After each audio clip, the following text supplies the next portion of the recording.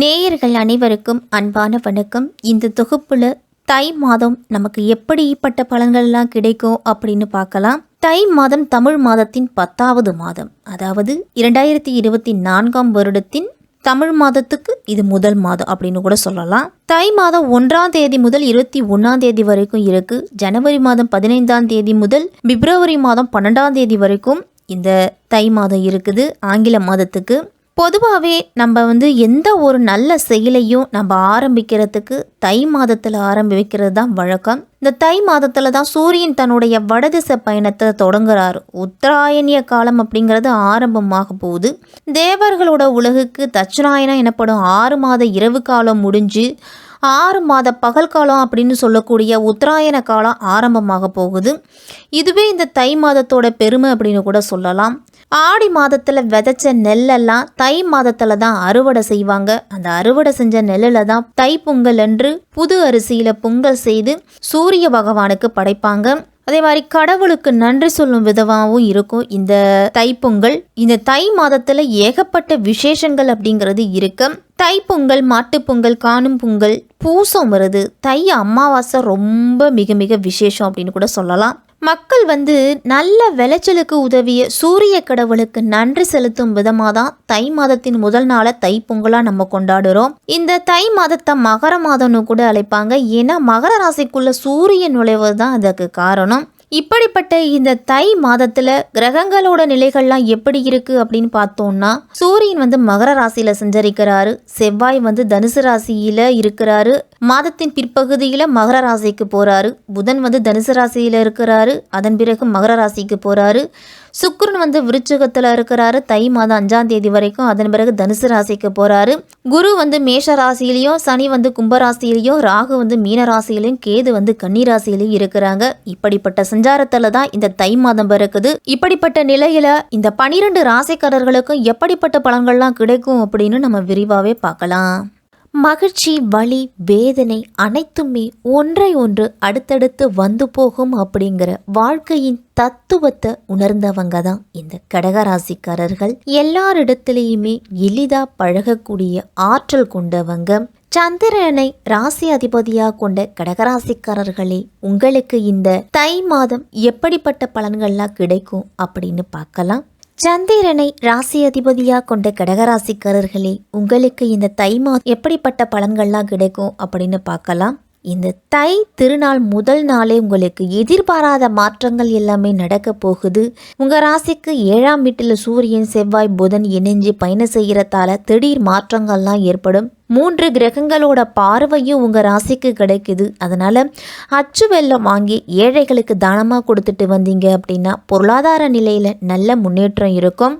மாத தொடக்கத்திலேயே சனி அஷ்டமத்தில் சஞ்சரிக்கிறாரு. அஷ்டம சனியனை ஆதிக்க தொடங்கி இருக்கிறதால எதையும் ஒரு முறைக்கு பலமுறை யோசித்து செய்யுங்க. கடகராசிக்காரர்கள் அனைவருமே சொந்த வீட்டில் சனி சஞ்சரிக்கிறதால விரயங்கள் அப்படிங்கிறது அதிகமாக இருக்கும். மருத்துவ செலவு, வண்டி வாகனங்களால் செலவு, இல்லத்துக்கு தேவையான பொருள்களை வாங்குவதால செலவு அப்படின்னு செலவுகளோட எண்ணிக்கை அதிகரிக்கும். உங்களுக்கு வரக்கூடிய விரயங்களை சுப விரயங்களா மாத்திக்கிறீங்க. கடகராசிக்காரர்கள் அனைவருமே குடும்பத்தில் இருக்கக்கூடிய பெரியவர்களையும் அனுபவஸ்தர்களையும் கலந்து ஆலோசித்து நல்ல முடிவெடுப்பதன் மூலம் தொழிலில் நல்ல வெற்றி கிடைக்கும். உங்களுக்கு உத்தியோகத்தில் இருக்கிறவங்களுக்கெல்லாம் இடமாற்றம், வீடு மாற்றங்கள்லாம் எதிர்பார்த்தபடியே அமையக்கூடிய நேரம். தை மாதத்தில் ஏற்ற இறக்கம் அப்படிங்கிறது நிறைஞ்ச மாதமாக தான் இருக்கும். கடகராசிக்காரர்களுக்கெல்லாம் உங்களுடைய மனமும் உடலும் ஓரளவு சிறப்பாக இருக்கும். கடின உழைப்பு உங்களுக்கு வீணாகிறதுக்கெல்லாம் வாய்ப்பு இருக்குது. உங்களுடைய உணர்வுகளை சரியாக வெளிப்படுத்த முடியாத சூழ்நிலையெல்லாம் வரலாம். கடகராசிக்காரர்களுக்கு மற்றவர்களோட பேசுகிறதுல தயக்கம் இருக்கும். அப்படிங்கிறதால உங்களுடைய கருத்தை தெரிவிப்பதில் கஷ்டமாக இருக்கும். தொழிலில் இருக்கக்கூடிய சக பணியாளர்களோடலாம் மனக்கசப்பு வர்றதுக்கு வாய்ப்பு இருக்குது. அப்படிங்கிறதால கூடுதல் கவனத்தோடு இருக்கணும். கருத்து வேறுபாடுகள்லாம் வரலாம். உங்களுடைய உறவுகளில் ஒற்றுமை அப்படிங்கிறது இருக்கும். மனைவியிடம் இருக்கக்கூடிய கருத்து வேறுபாடுகள் எல்லாத்தையும் அனுசரித்து போங்க. பிரச்சனைகளை விடுத்துட்டு நேர்மறையான சிந்தனையோடு செயல்பட்டீங்க அப்படின்னா கடகராசிக்காரர்களுக்கெல்லாம் படிப்படியான வெற்றி அப்படிங்கிறது கிடைக்கும். தனிப்பட்ட மற்றும் தொழில்துறை சார்ந்த விஷயங்கள் எல்லாம் சரியான முடிவுகளை எடுக்க முடியாமல் போகலாம். அதனால் வணிகத்தில் ஒரு சில இழப்புகள்லாம் ஏற்படுறதுக்கு வாய்ப்பு இருக்குது. உங்களுடைய கடமைகளை சரியாக செய்து முடிக்கிறதுக்கு நீங்கள் திட்டமிட்டு செயல்படுறது நல்லது. அஷ்டமத்து சனியின் சஞ்சாரம் அப்படிங்கிறது இந்த மாதத்தில் இருக்குது. கடகராசிக்காரர்களுக்கெல்லாம் மாத தொடக்கத்திலேயே மேசராசியில் குரு பகவான் சஞ்சரிக்கிறாரு. அவர் வக்கர நிவர்த்தியாகி 10ஆம் இடத்துல சஞ்சரிக்கும் குருவால் உங்களுக்கு பலவிதமான மாற்றங்களும் உண்டு. 10ல் குரு வந்தால் பதவி மாற்றம் உண்டு அப்படிங்கிறது பழமொழி. உங்களுடைய தசாபுத்தி பலம் பெற்று இருந்துச்சு அப்படின்னா நல்ல மாற்றங்கள்லாம் வரும். இல்லை அப்படின்னா உங்களுடைய மனதுக்கு பிடிக்காத மாற்றங்கள் எல்லாமே வந்து சேரும். இந்த நேரத்தில் நீங்கள் வியாழக்கிழமை தோறும் விரதம் இருந்து குரு பகவானை வழிபாடு செய்துவாங்க. குரு உங்கள் ராசிக்கு 6க்கும் 9க்கும் அதிபதி. எனவே உத்தியோகத்திலலாம் ஒரு சிலருக்கு பதவி உயர்வு கிடைக்கலாம். ஒரு சிலருக்கெல்லாம் வெளிநாட்டிலிருந்து நல்ல நிறுவனங்களிலிருந்து பணிபுரிய அழைப்புகள்லாம் வரும். தொழில் தொடர்பாக வெளிநாட்டு முயற்சிகள்லாம் நல்ல வெற்றி உண்டு. உங்களுக்கு செல்லும் நாட்டோட சட்டதிட்டங்களை அறிஞ்சு அதன்படி நடந்துக்குங்க. கடகராசிக்காரர்கள் எல்லாருமே தை மாதம் 5ஆம் தேதி தனுசு ராசிக்கு சுக்கிரன் வராரு. அவர் 6ஆம் இடத்துக்கு வரும்பொழுது வீடு இடம் வாங்கக்கூடிய யோகம்லாம் இருக்குது.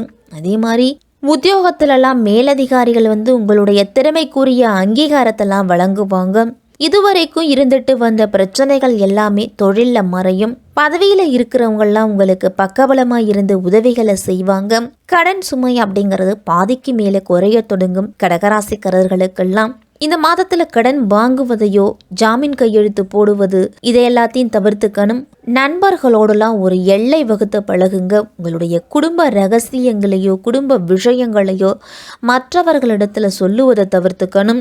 தை மாதம் 13ஆம் தேதி மகர ராசிக்கு புதன் வராரு. உங்களுக்கு புத ஆதித்ய யோகமும் கிடைக்குது. அதனால 2ஆம் இடத்துக்கு அதிபதியான சூரியனும் விரையாதிபதி புதனும் இணைஞ்சு தங்கு தடைகள் இல்லாம எல்லாத்தையும் விலக்கி வைக்க போறாரு. சூரிய பகவானும் புதனும் உங்களுக்கு அதே மாதிரி இல்லத்தில் சுபகாரியங்கள்லாம் நடக்கும். வீடு கட்டி குடிபோகிறது, இல்லை கடை திறப்பு விழா, தாய் தந்தையரோட 60ஆம் கல்யாணம், இந்த மாதிரி சுப நிகழ்ச்சிகள்லாம் இல்லத்தில் நடக்கும். அரசு வழி வேலைக்கு முயற்சி செய்துட்டு இருக்கிறவங்களுக்கெல்லாம் நல்ல முன்னேற்றம் உண்டு.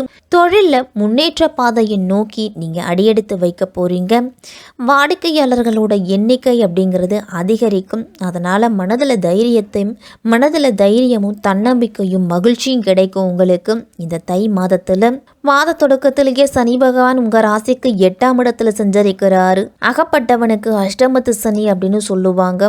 அதனால் எந்த விஷயமா இருந்தாலும் மிக மிக கவனத்தோடு செயல்பட வேண்டிய நேரம். உங்களுடைய எண்ணங்களை செயல்படுத்துவதில் சில குறுக்கீடுகள்லாம் வரலாம். எதிரிகளோட பலம் சற்று கூடுதலாக இருக்கும். அப்படிங்கிறதால ஆன்மீக வழிபாடு உங்களுக்கு கை கொடுத்து உதவும். பணிபுரியும் இடத்துலெல்லாம் மேலதிகாரிகள் உங்களுக்கு வேலை பளு அப்படிங்கிறது அதிகமாகவே இருக்கும். உங்களுடைய சக்திக்கு மீறிய வேலை கொடுக்கறதால மன அழுத்தம்லாம் வரலாம். தொழிலில் மூலதனம் இல்லையே அப்படின்னு வருத்தப்படுவீங்க. அதனால் புதிய பங்குதாரர்களை சேர்த்துக்கலாமா அப்படிங்கிற யோசனையும் மேலோங்க உங்களுக்கு. ஆரோக்கிய தொல்லைகளும் உடல் ஆரோக்கியத்தில் வர்றதால உணவு சார்ந்த விஷயத்தில் கூடுதல் கவனத்தோடு இருக்கணும். சனிக்கிழமை தோறும் விரதமிருந்து சனி கவசம் படித்து சனி பகவானுக்கு எல் தீபம் ஏற்றி வழிபட்டுட்டு வாங்க. தை மாதம் 21ஆம் தேதி மகர ராசிக்கு செவ்வாய் வராரு. உங்கள் ராசிக்கு யோக செய்யும் கிரகம் செவ்வாய் அப்படின்னே சொல்லலாம். அவர் உச்சம் பெறுவதால் உங்களுக்கு அனைத்து வழிகளிலும் நன்மைகள் அப்படிங்கிறதே கிடைக்க போகுது. பொருளாதாரத்தில் இருந்துட்டு வந்த பிரச்சனைகள் எல்லாமே குறையும். புதிய வேலைக்கு முயற்சி செய்தவங்களுக்கெல்லாம் நல்ல வேலைவாய்ப்பு உண்டு. நண்பர்கள் எல்லாரும் உங்களுக்கு பக்கபலமாக இருப்பாங்க. திட்டமிட்டு செய்தீங்க அப்படின்னா உங்களுக்கு நல்ல முன்னேற்றம் இருக்கும். நல்ல தகவல்கள் அப்படிங்கிறது இல்லத்தில் கிடைக்கும். இந்த மாதத்தில் பொது வாழ்வில் இருக்கிறவங்களுக்கெல்லாம் புதிய பொறுப்புகள் அப்படிங்கிறது கிடைக்கும். அந்த பொறுப்புகளை சரியாக செய்துட்டு வர்றது நல்லது. வியாபாரம் தொழில் செய்கிறவங்களுக்கெல்லாம் மாற்று இனத்தவர்களோட ஒத்துழைப்பால் உங்களுக்கு தொழிலில் வர வேண்டிய பாக்கி வசூல் எல்லாமே வசூலாகும். இதே மாதிரி ஏற்றுமதி இறக்குமதி செய்யும் பொழுது பொருளோட தரத்தை சரியாக இருக்கா அப்படின்னு பார்த்துக்கிறது நல்லது. கலைஞர்களுக்கெல்லாம் ஒரு சில வாய்ப்புகள் கிடைக்கும். ஆனால் அந்த கிடைக்கின்ற வாய்ப்பை நீங்கள் பயன்படுத்திக்கணும். சக கலைஞர்களோடு எந்த விதமான போட்டி பொறாமையும் இன்றி பழகிறது நல்லது. வாழ்க்கை துணையோடு விட்டு கொடுத்து செல்ல வேண்டிய நேரம். பெண்களுக்கெல்லாம் வேலைப்பளு அப்படிங்கிறது அதிகரிச்சுக்கிட்டே இருக்கும். அமாவாசை நாட்களில் ஆஞ்சநேயருக்கு வெற்றிலை மாலை சாற்றி 2 நெய் தீபம் ஏற்றி வழிபட்டுட்டு வந்தீங்க அப்படின்னா உங்களுக்கு வெற்றிகள் வந்து சேரும். சனி மற்றும் செவ்வாய்க்கிழமைகளில் அசைவ உணவுகளை தவிர்த்து வாங்க. உங்களை தேடி வந்து உதவி அப்படின்னு கேட்குறவங்களுக்கு உங்களால் முடிஞ்ச உதவிகளை செய்யுங்க. கடகராசிக்காரர்களுக்கு கலவையான பலன்கள் கிடைக்கக்கூடிய மாதமாக இருக்கும் இந்த தை மாதம்.